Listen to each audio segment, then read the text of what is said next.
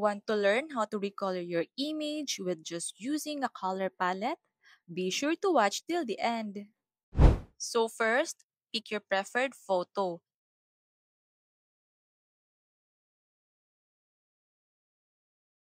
Then go to apps and search for image recolor.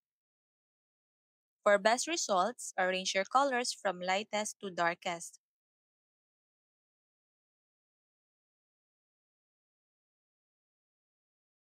Once you're satisfied with the image, click on Recolor Image and you can see how it looks like. Then click on Replace Selection to use it. And there you have it! Want more Canva tips and hacks? Comment down yes.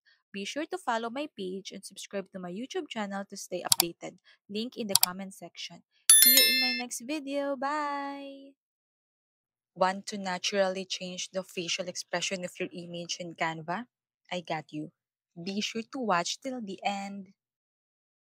So now, first, pick your photo, then go to apps and search for expression changer. Here, just click on your image, then describe your preferred expression or try an example. Once you're done, click on generate.